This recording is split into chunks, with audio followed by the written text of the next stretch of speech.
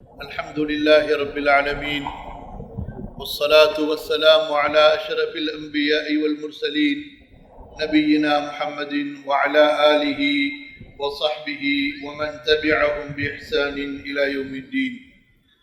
رب زدني علما رب زدني علما رب زدني علما رب اشرح لي صدري ويسر لي أمري.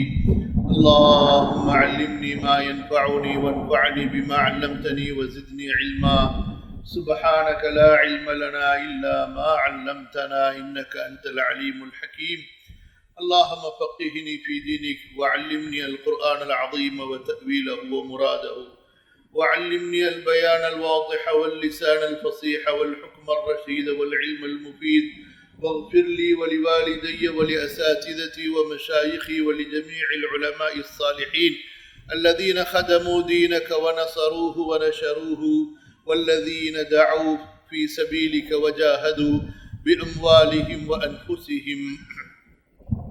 ربي يسر ولا تعسر. اللهم بك أقول مستعينا ومتوكلا. கண்ணியத்திற்கும் மதிப்பிற்கும் உரிய விருந்தினர்களே, ஆலிமா பெருமக்களே, இந்த நிகழ்ச்சியில் வருகை தந்திருக்கின்ற சகோதரிகளே, தாய்மார்களே,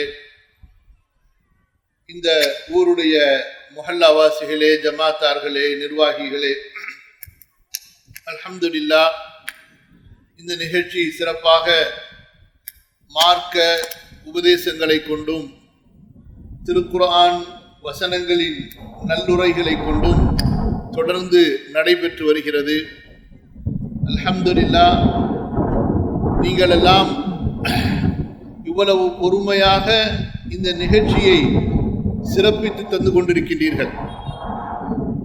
நீங்கள் இங்கு அமர்ந்திருக்கக்கூடிய ஒவ்வொரு நிமிடத்திற்கும் அல்லாஹ்விடத்திலே உங்களுக்கு மகத்தான நற்கூலி இருக்கிறது. கேட்கிறீங்களாமா நான் சொல்றத?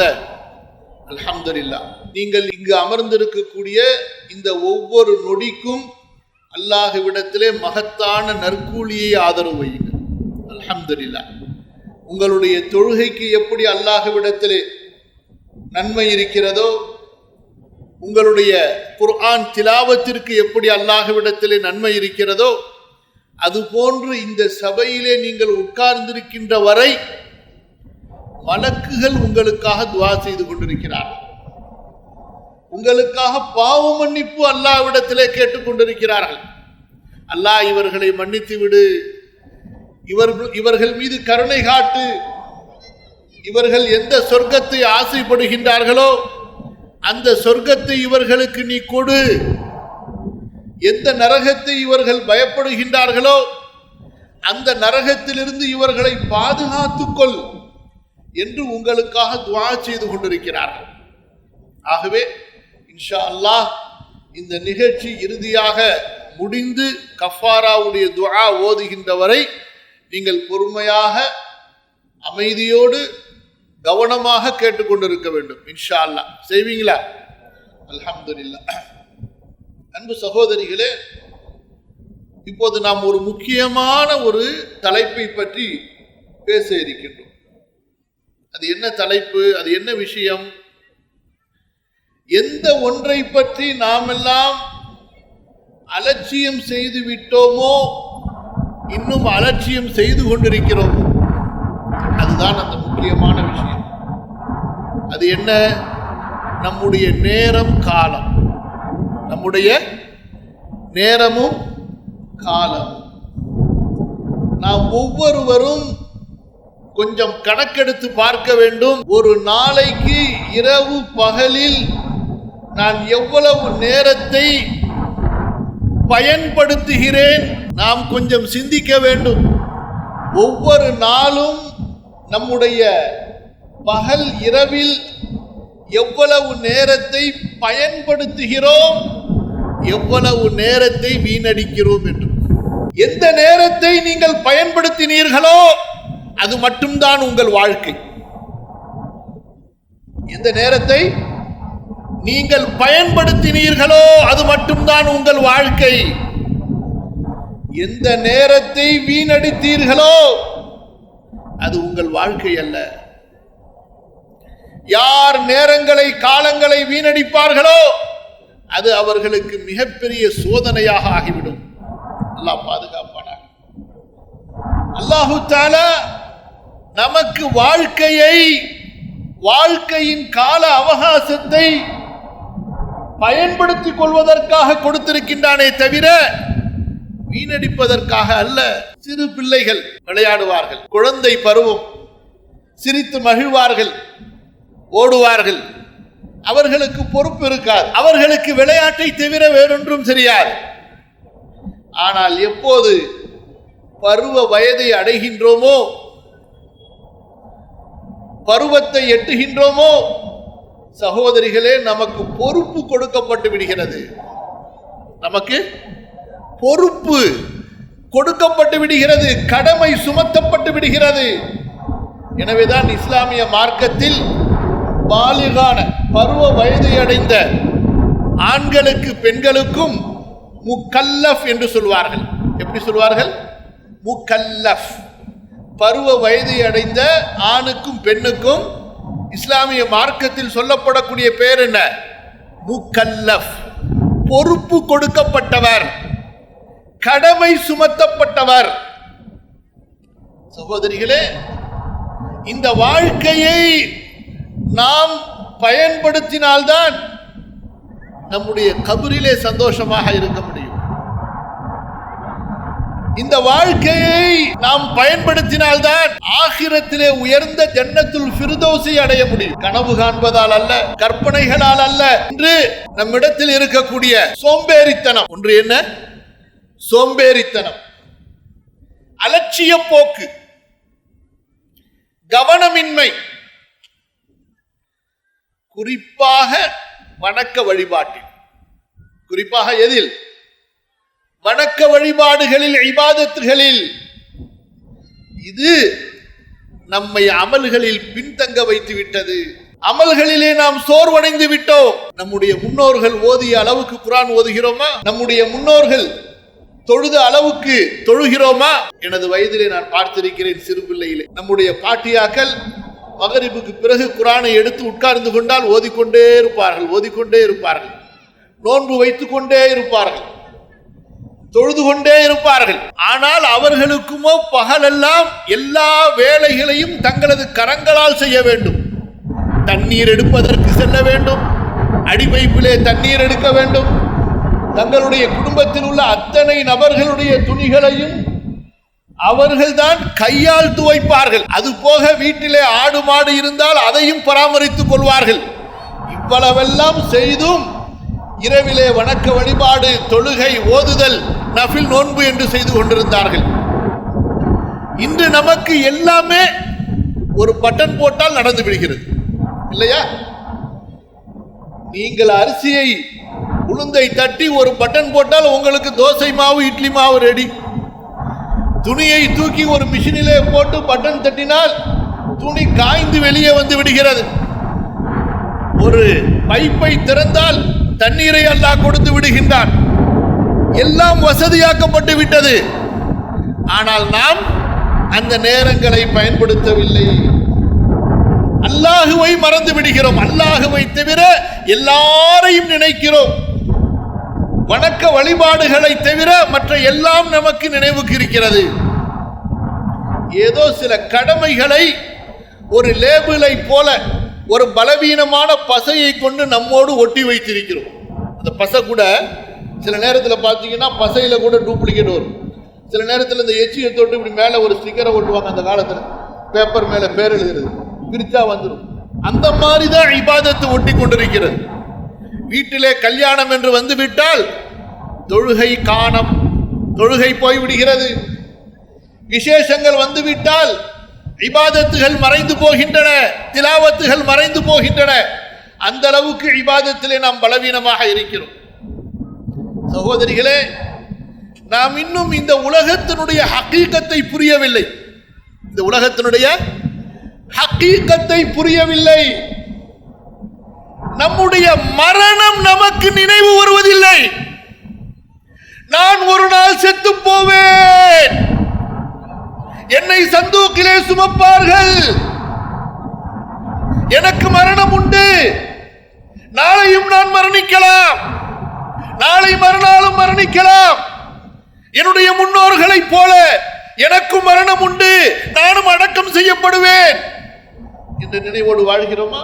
அப்படி வாழ்ந்தால் இபாதத்துகளிலே மறுமைக்காக சம்பாதித்துக் கொள்வதிலே இவ்வளவு அலட்சியம் செய்வோமா? ஒரு சம்பவத்தை சொல்லி ஆரம்பிக்கின்றேன். அப்துல்லாஹ் இப்னு உமர், சஹாபி பேர் என்ன? அப்துல்லாஹ் இப்னு உமர், கலீஃபா உமருடைய மகனார்.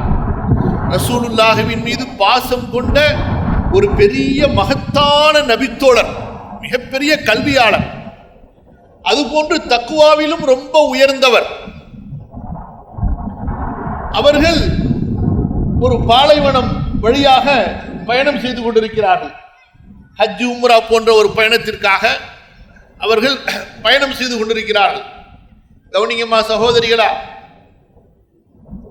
எவ்வளவு சொகுசாக வாழ்ந்து கொண்டு அல்லாஹ்வை மறந்து கொண்டிருக்கிறோம், நினைத்து பார்க்க வேண்டும். அதற்காக சொல்கிறேன். வீட்டிலே நம்முடைய வெப்ப சூட்டை குறைப்பதற்கு ஃபேன் இருந்தது, இப்போது ஏசி இருக்கிறது. பாய்களிலே படுத்துக் கொண்டிருந்தோம், கோரை பாய்களிலே அல்லது தரைகளிலே படுத்துக் கொண்டிருந்தோம். இன்று சுகமான கட்டில்களில் பஞ்சு மெத்தைகளிலே படுத்துக் கொண்டிருக்கிறோம். எவ்வளவு வசதிகள்! வீட்டிலே ஒருவர் போட்ட ஆடையை அடுத்தவர் போடுவார் இல்லையா? அண்ணன் போட்ட ஆடை சட்டையை தம்பி, தம்பிக்கு பிறகு தம்பி என்று அணிந்து கொண்டிருந்தோம். அல்லாஹு தஆலா ஒவ்வொருவருக்கும் ஒரு ஆண்டுக்கு பல சட்டைகள். முந்தைய காலங்களிலே பெருநாளைக்கு சட்டை எடுத்தாலே பெரிய விஷயம், ரொம்ப சந்தோஷப்படுவோம். இப்போது மாதத்திற்கு சட்டை எடுக்கின்றோம் இல்லையா? எவ்வளவு அல்லாஹ் கொடுத்திருக்கிறான், ஆனால் எவ்வளவு நன்றி கெட்டத்தனமாக நடக்கிறோம் யோசித்து பாருங்கள். முந்தைய காலங்களில் சில நேரங்களில் பகலில் ஒரு முறை அல்லது இருமுறை மட்டுமே சாப்பிட்டு இருப்போம். இப்போது 3 வேளையும், ஒவ்வொரு வேளையிலும் பல வகையான உணவுகள் இல்லையா? எவ்வளவு வசதிகளை அல்லாஹ் கொடுத்திருக்கிறான். நன்றி இருக்கிறதா நமக்கு? அல்லாஹ்வை பயப்படுகிறோமா? உள்ளம் அல்லாஹ்வின் அன்பால் இயங்குகிறதா? இந்த சம்பவத்தை நினைச்சு பாருங்க. அந்த இடத்துல அவ்வளவு கடுமையான வெயில்ல, பாலைவனத்துல, அதுவும் ஒரு அடிமை, சுதந்திரமானவர் கூட அல்ல, அடிமை, போரில் கைது செய்யப்பட்டு கடை தெருவிலே விற்கப்பட்டு பிறகு முஸ்லிம்களில் ஒருவருக்கு அவர் சொந்தமாகி அந்த முஸ்லிமிடத்திலிருந்து இஸ்லாமை படித்துக் கொண்ட அடிமை. எப்படி? போர்களில் கைது செய்யப்பட்டு பிறகு கடை வீதிகளில் விற்கப்பட்டு ஒரு முஸ்லிமால் வாங்கப்பட்டு அந்த முஸ்லிமிடத்திலிருந்து இஸ்லாமை படித்துக் கொண்டு, ஈமானை படித்துக் கொண்டு இஸ்லாமை தழுவியவர், புதிய முஸ்லிம். அந்த பாலைவனத்திலே ஆடு மேய்த்துக் கொண்டிருக்கிறார். கடுமையான வெயில். அப்துல்லாஹ் இப்னு உமர் கொஞ்சம் நின்று அவரை விசாரிப்போம், அவரிடத்திலே பேசுவோம் என்பதாக தங்களது தோழர்களோடு நிற்கிறார்கள். அந்த மனிதரை அழைக்கிறார்கள். யார் ராஇயல் கனம், ஆடு மேய்ப்பவரே இங்கே வாருங்கள் என்று. இவ்வளவு ஆடுகள் இருக்கிறதே, நாங்கள் பயண கூட்டம், எங்களுக்கு ஒரு ஆட்டை கொடுங்கள், நாங்கள் அதற்கான விலையை தருகிறோம் என்று சொன்னவுடன் அந்த மேய்ப்பாளர், அந்த இடையர், அந்த அடிமை சொல்கிறார், இது எனக்கு சொந்தமான ஆடுகள் அல்ல, இந்த ஆடுகள் எனக்கு சொந்தமான ஆடுகள் அல்ல. கேட்கிறார்கள், யாருக்கு சொந்தம்? என்னுடைய எஜமானர் இன்னவருக்கு சொந்தமானது. அப்துல்லாஹ் இப்னு உமர் ரலியல்லாஹு அன்ஹு உடனே அவரை இன்னும் சோதிக்கிறார்கள். எஜமானருக்கு எங்கே தெரிய போகிறது? ஒரு ஆட்டை விற்றால் என்ன ஆக போகிறது? அவருக்கு எண்ணிக்கை தெரிந்தால் கூட ஓனாய் அடித்து சென்று விட்டது என்று சொல்லலாம் அல்லவா? உனக்கு இந்த திர்ஹம் தீனார்கள் பயன் தரும் அல்லவா என்பதாக அவரிடத்திலே கேட்கும் போது, உனது எஜமானர் என்ன பார்த்து கொண்டா இருக்கிறார் என்று கேட்கும் போது அந்த அடிமை சொன்ன வார்த்தை என்ன தெரியுமா? ஃபைன் அல்லாஹ், அல்லாஹ் எங்கே இருக்கிறான்? என் எஜமானர் பார்க்கவில்லை, என்னுடைய ரப்பு பார்க்கிறானே, அவன் எங்கே போய் விடுவான்? இந்த வார்த்தையை கேட்டவுடன் இப்னு உமர் ரலியல்லாஹு அன்ஹும் அவர்களால் தாங்க முடியவில்லை, நடுநடுங்கி விடுகிறார்கள். அடுத்து நடந்த சம்பவத்தை பாருங்கள்.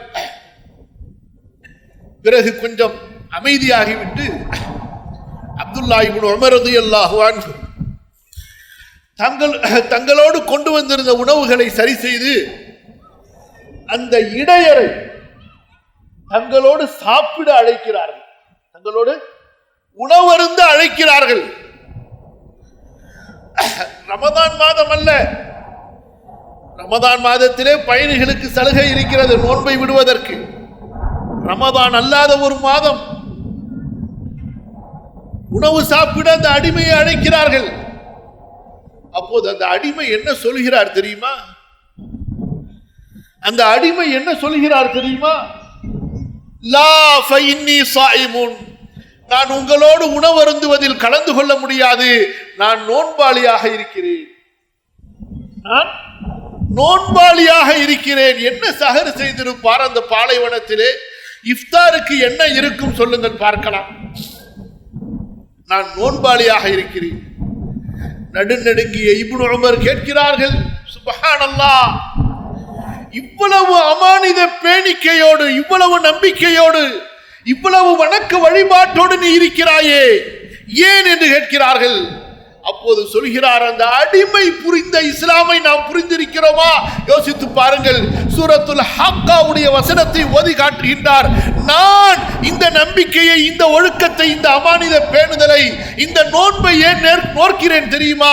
குலு வஷ்ரபு ஹனீஅம் பிமா அஸ்லஃப்தும் ஃபில் அய்யாமில் காலியா என்று மறுமையிலே அல்லாஹு தஆலா நல்லோர்களை அழைத்து சொல்வானே, அந்த அழைப்புக்காக நான் இதை செய்கிறேன். உண்ணுங்கள், பருகுங்கள், நீங்கள் துன்யாவிலே உலக வாழ்க்கையிலே செய்த அமல்களுக்கு பதிலாக, நீங்கள் துன்யாவிலே உலக வாழ்க்கையில் செய்த அமல்களுக்கு பதிலாக உண்ணுங்கள், பருகுங்கள் என்று அல்லாஹு தஆலா மூமின்களை அழைத்து சொல்வானே, அதற்காக நான் நோன்பு நோற்றுக் கொண்டிருக்கிறேன், அதற்காக அமல் செய்து கொண்டிருக்கிறேன். அவர்கள் தான் துன்யாவை புரிந்தவர்கள், மறுமையை புரிந்தவர்கள். நாம் எவ்வளவு நேரங்களை வீணாக்குகிறோம் தெரியுமா?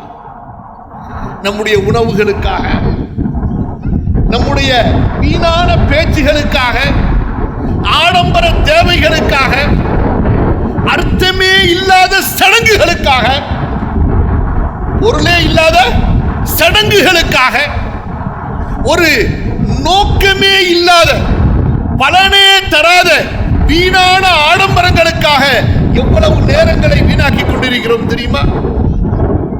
அன்பிற்குரிய சகோதரிகளே, நம்முடைய துன்யா அதற்காக கொடுக்கப்படவில்லை. அல்லாஹ்வுடைய தூதர் ஸல்லல்லாஹு அலைஹி வஸல்லம் நமக்கு நினைவூட்டுகிறார்கள், மூமின்களே, முஸ்லிம்களே, உங்களது நேரத்தை பேணிக் கொள்ளுங்கள், வீணடிக்காதீர்கள், அலட்சியமாக மறதியாக இருக்காதீர்கள் என்று ஒரு உபதேசத்தை சொல்கிறார்கள். கேளுங்கள். நிஅமதானி மக்பூனுன் ஃபீஹிமா கஸீரும் மினன் நாஸ் அஸ்ஸஹத்து வல் ஃபராக்.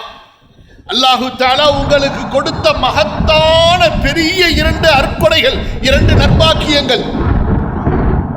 நீங்கள் அதை மறந்து விடுகின்றீர்கள், நீங்கள் அதை மறந்து விடுகிறீர்கள், அலட்சியம் செய்கிறீர்கள். ஒன்று என்ன தெரியுமா? அல்லாஹ் உங்களுக்கு கொடுத்த உடல் ஆரோக்கியம். அல்லாஹ் உங்களுக்கு கொடுத்த உடல் ஆரோக்கியம். நீங்கள் வாலிபத்தில் எப்படி சுறுசுறுப்பாக இருந்தீர்கள், எப்படி ஆரோக்கியமாக இருந்தீர்கள், வயோதிகத்திலே எத்தனை நோய்களால் அவதிப்படுகின்றீர்கள், யோசித்து பாருங்கள், இல்லையா? அந்த வாலிபத்தில் நாம் அமல் செய்திருந்தால் எவ்வளவு நன்றாக இருந்திருக்கும். அல்லாஹ்வுடைய தூதர் இதையும் நமக்கு சொல்லி காட்டுகின்றார்கள். உடல் ஆரோக்கியம். இரண்டாவது வல்ஃபரா, நமக்கு கிடைக்கக்கூடிய ஓய்வு நேரம். இந்த 2ம் அல்லாஹு தஆலாவுடைய மகத்தான ஒரு நற்பாக்கியங்கள், நிஅமத்துகள். ஆனால் மக்கள் அதை என்ன செய்கிறார்கள்? அலட்சியம் செய்து விடுகிறார்கள், மறந்து விடுகிறார்கள், அதை கவனிப்பதில்லை, பயன்படுத்துவதில்லை.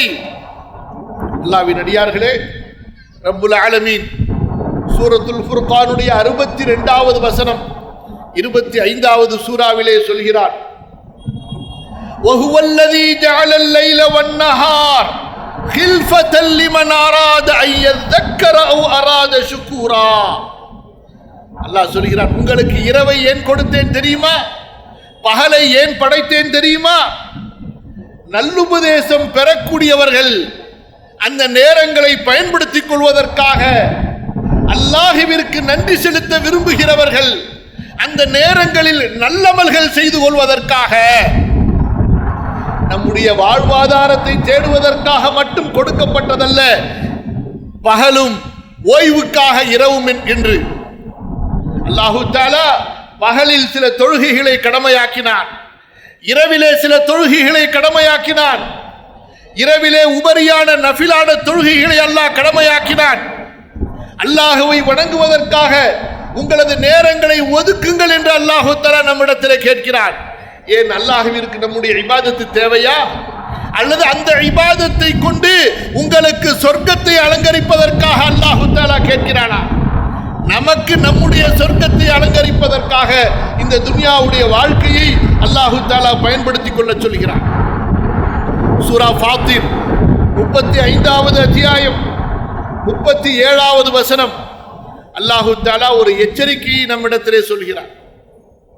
யாரை பார்த்து சொல்கிறான்?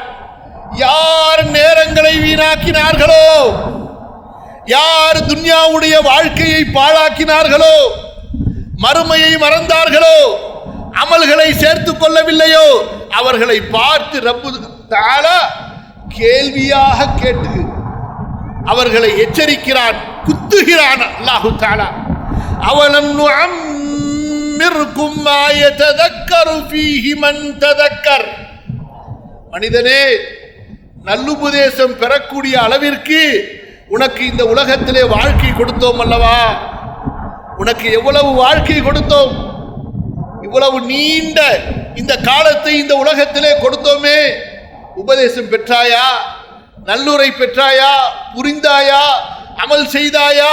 ஏன் அப்படி செய்யவில்லை என்று அல்லாஹு தஆலா நாளை மறுமையிலே நேரங்களை வீணடித்தவர்களை பார்த்து, காலங்களை பாழாக்கியவர்களை பார்த்து அல்லாஹு தஆலா எச்சரிக்கையாக கேட்பார். அல் குர்ஆனிலே ஒரு வசனம் அல்ல, பல வசனங்கள் அல்லாஹு தஆலா காலத்தின் மீது நேரத்தின் மீது சத்தியம் செய்கிறார். காலத்தின் மீதும் நேரத்தின் மீதும் அல்லாஹு தஆலா சத்தியம் செய்கிறான். ஏன்? இந்த காலத்தை நாம் மதிக்க வேண்டும், இந்த நேரத்தை நாம் மதிக்க வேண்டும் என்பதற்காக. இந்த துன்யா நமக்கு கொடுக்கப்பட்டது சகோதரிகளே, நம்முடைய மறுமை வாழ்க்கைக்காக. எதற்காக? நம்முடைய மறுமை ஆகிரத்துடைய வாழ்க்கைக்காக. இந்த துன்யா நமக்கு துன்யாவுக்காக கொடுக்கப்பட்டிருக்குமேனால், கவனியுங்கள், முக்கியமான விஷயம், இந்த துன்யா நமக்கு துன்யாவுக்காக கொடுக்கப்பட்டிருக்குமேனால் நமக்கு அல்லாஹு தஆலா மரணத்தை வைத்திருக்க மாட்டார். புரியுதுங்களா? நமக்கு மௌத் இருக்கா இல்லையாப்பா? மௌத் இல்லாதவங்க யாராவது இருக்காங்களா? நபியே மரணித்து விட்டார்கள் ஸல்லல்லாஹு அலைஹி வஸல்லம். பிறகு இந்த துன்யாவிலே என்ன இருக்கிறது? அஃபஇம்மித்தஃபஹுமுல் காலிதூன். நபியே, நீங்கள் மரணித்து விட இவர்களெல்லாம் நிரந்தரமாக இருப்பார்களா? எல்லோருக்கும் மரணம் இருக்கிறது. அல்லாஹ் தஆலா கேட்கிறான், அஃபஹஸிபுதும் அன்னமா ஹலக்னாகும் அபஸா வ அன்னகும் இலைனா லா துர்ஜஊன். கடுமையான ஒரு எச்சரிக்கை நிறைந்த வசனம். சூரத்துல் முஃமினூனுடைய 115வது வசனம். நீங்கள் நினைத்துக் கொண்டீர்களா உங்களை வீணுக்காக நாம் படைத்திருக்கிறோம் என்று? ஒரு நோக்கம் இல்லாமல், குறிக்கோள் இல்லாமல் உங்களை உருவாக்கி இருக்கிறோம் என்பதாக நீங்கள் நினைத்துக் கொண்டீர்களா? சூரத்துல் கியாமாவுடைய 36வது வசனத்தில் ரப்பு கேட்கிறான், அயஹ்சபுல் இன்சானு அன் யுத்ரக சுதா. எந்த நோக்கமும் இல்லாமல், கேள்வி கணக்கில்லாமல் மனிதன் விடப்படுவான் என்பதாக எண்ணிக்கொண்டானா? அன்பிற்குரிய சகோதரிகளே, நாளை மறுமையிலே விசாரணை இருக்கிறது. அல்லாஹ் விசாரிப்பான். அல்லாஹ்வுடைய தூதர் ஸல்லல்லாஹு அலைஹி வஸல்லம் சொன்னார்கள், நாளை மறுமையில் மஹ்ஷர் மைதானத்தில் மனிதனுடைய பாதங்கள் நீங்காது, அவனிடத்திலே 5 கேள்விகள் கேட்கப்படுகின்றன. மனிதனுடைய வாழ்வை பற்றி கேள்வி கேட்கப்படும், அவனுடைய வாலிபத்தை பற்றி கேள்வி கேட்கப்படும், அவனுடைய செல்வத்தை பற்றி கேள்வி கேட்கப்படும், எப்படி சம்பாதித்தாய், எப்படி செலவழித்தாய் என்று.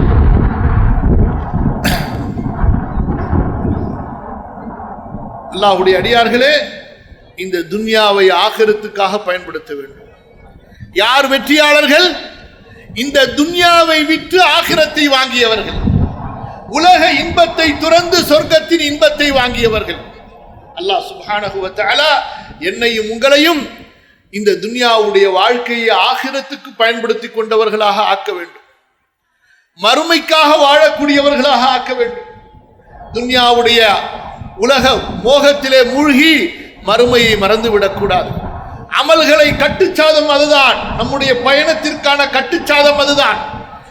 மறுமை பயணத்தின் நீண்ட அந்த பயணத்திற்கு நம்முடைய அமல்கள் தான் கட்டுச்சாதம். நீங்கள் தொழுத தொழுகைகள், கடமையான உபரியான தொழுகைகள், உங்களுடைய நஃபிலான நோன்புகள், நீங்கள் செய்த திக்ருகள், இன்று திக்ருகள் செய்வது விடப்பட்டு விட்டது. நீண்ட நேரம் உட்கார்ந்து திக்ரு செய்யக்கூடிய பழக்கம் முஸ்லிம்களிடத்தில் இல்லாமல் போய்விட்டது. நீண்ட நேரம் அமர்ந்து குர்ஆன் ஓதக்கூடிய பழக்கங்கள் இல்லாமல் போய்விட்டது. இந்த சுன்னத்துகளை உயிர்ப்பித்துக் கொள்ளுங்கள். அல்லாஹு தஆலா நாளை மறுமையிலே அல்லாஹ்விடத்தில் அமல்களால் செல்வந்தர்களாக நம்மை எழுப்புவார். இந்த துன்யா வாழ்க்கையில் யார் ஏமாந்தார்களோ அவர்கள் நாளை மறுமையிலே கவலைப்படுவார்கள், கை சேதப்படுவார்கள். அல்லாஹ் பாதுகாப்பானாக. அல்லாஹ் சுப்ஹானஹு வ தஆலா எனக்கும் உங்களுக்கும் இந்த நிகழ்ச்சியில் வந்திருக்கக்கூடிய ஒவ்வொருவருக்கும் இந்த துன்யாவை புரிந்து இந்த துன்யாவை ஆகிரத்துக்காக பயன்படுத்திக் கொள்ளக்கூடிய நற்பாக்கியத்தை தந்தருள்வானாக. அல்லாஹு தஆலா இந்த நிகழ்ச்சியை ஏற்றுக்கொள்வானாக. நம்முடைய இந்த சின்ன ஒரு அர்ப்பணிப்பை அல்லாஹு தஆலா ஏற்றுக்கொள்வானாக. அல்லாஹ் நம்மை பொருந்திக் கொள்வானாக. வ ஆகிரு தஅவானா அல்ஹம்துலில்லாஹி ரப்பில் ஆலமீன். வஸ்ஸலாமு அலைக்கும் வரஹ்மத்துல்லாஹி வ பரகாத்துஹு.